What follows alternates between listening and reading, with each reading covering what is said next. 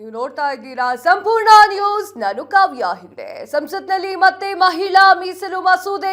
August 17ರಂದು ಮಸೂದೆ ಮಂಡನೆಗೆ ಚಿಂತನೆ. ಕೇಂದ್ರ ಸರ್ಕಾರದ ಉನ್ನತ ಮೂಲಗಳಿಂದ ಮಾಹಿತಿ.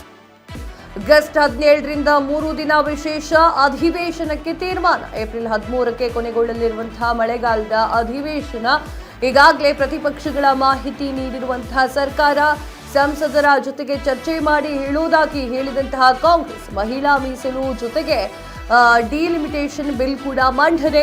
ಕಳೆದ ಏಪ್ರಿಲ್ನಲ್ಲಿ 2 ಮಸೂದೆಗಳು ಮಂಡಿಸಿದ್ದಂತಹ ಸರ್ಕಾರ ಪ್ರತಿಪಕ್ಷಗಳ ಒಗ್ಗಟ್ಟಿನಿಂದಾಗಿ 2 ಮಸೂದೆಗಳಿಗೆ ಸೋಲಾಗಿತ್ತು. 4 ತಿಂಗಳಿನಲ್ಲಿ ರಾಜಕೀಯದಲ್ಲಿ ಭಾರಿ ಬೆಳವಣಿಗೆ ಆಗಿದೆ. ಲೋಕಸಭೆ ಮತ್ತು ರಾಜ್ಯಸಭೆಯ ಒಳಗಡೆ ಬಲ ಹೆಚ್ಚಿಸಿಕೊಂಡಿರುವಂತಹ ಎನ್ಡಿಎ ಈ ಬಾರಿ ಬಿಲ್ ಪಾಸ್ ಆಗುತ್ತಾ, ಮಹಿಳೆಯರಿಗೆ ಮೀಸಲು ವಿಧೇಯಕ ಪಾಸ್ ಆಗುತ್ತಾ ಅನ್ನೋದು ಕಾದ್ ನೋಡ್ಬೇಕು. ಭಾರಿ ಕುತೂಹಲಕ್ಕೆ ಕಾರಣವಾಗಿದೆ ಮೋದಿ ಅಮಿತ್ ಶಾ ನಡೆ.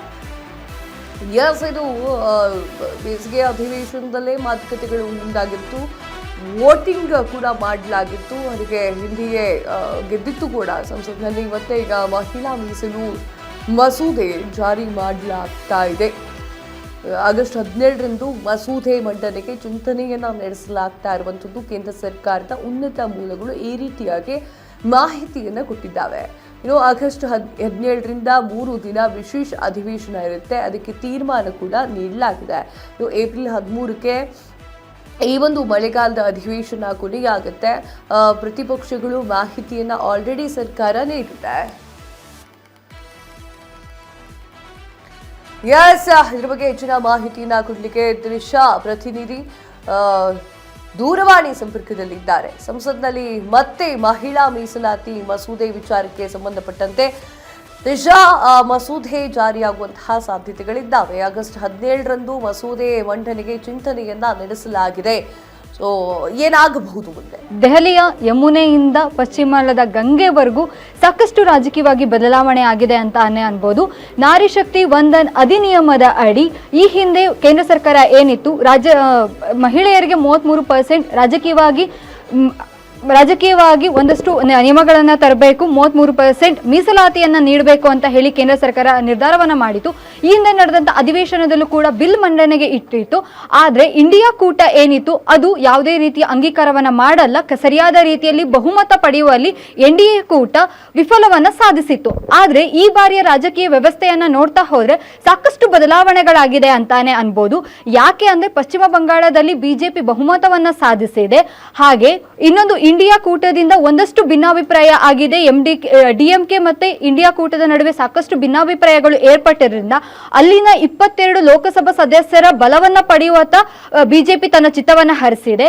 ಇನ್ನೊಂದು ಕಡೆಯಲ್ಲಿ ಶಿವಸೇನೆ ಕೂಡ ಛಿದ್ರವಾಗಿದೆ. ಇನ್ನೊಂದು ಕಡೆ ಶರದ್ ಪವಾರ್ ಕೂಡ ನಾವು ಬಿಜೆಪಿಗೆ ಬೆಂಬಲವನ್ನ ಸೂಚನೆ ಕೊಡ್ತೀವಿ ಅಂತ ಹೇಳಿ ಮೋದಿ ಅವರನ್ನ ಭೇಟಿ ಮಾಡಿದ್ದಾರೆ, ಮೋದಿ ಮತ್ತೆ ಅಮಿತ್ ಶಾ ಅವರನ್ನ.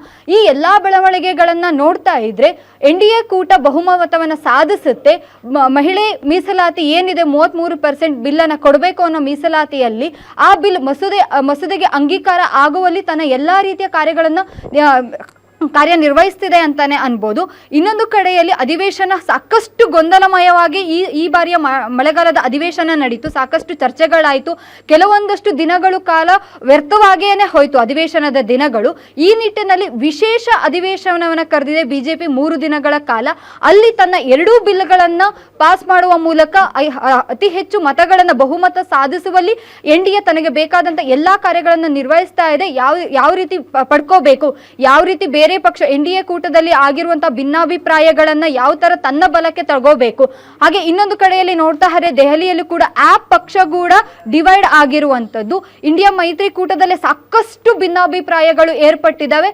ಸೊ ಆ ಎಲ್ಲಾ ಭಿನ್ನಾಭಿಪ್ರಾಯಗಳನ್ನ ಎನ್ಡಿಎ ಮೈತ್ರಿಕೂಟ ತನ್ನತ್ತ ಸೆಳೆಯೋದಕ್ಕೆ ಸಾಕಷ್ಟು ಪ್ರಯತ್ನಗಳನ್ನ ಮಾಡ್ತಾ ಇದೆ. ಆ ಒಂದು ನಿಟ್ಟಿನಲ್ಲೇ ಕೂಡ 33% ಏನಿದೆ ಮಸೂದೆ ಏನಿದೆ, ಆ ಬಿಲ್ ಏನಿದೆ ಅಂಗೀಕಾರ ಆಗುತ್ತೆ ಅನ್ನುವಂತ ಎಲ್ಲ ನಿಟ್ಟಿನಲ್ಲೂ ಕೂಡ ಎನ್ಡಿಎ ಮೈತ್ರಿಕೂಟ ಇದೆ. ಕಾವ್ಯ, ತ್ರಿಷಾ, ತಮ್ಮೆಲ್ಲ ಮಾಹಿತಿಗಾಗಿ ಧನ್ಯವಾದಗಳು.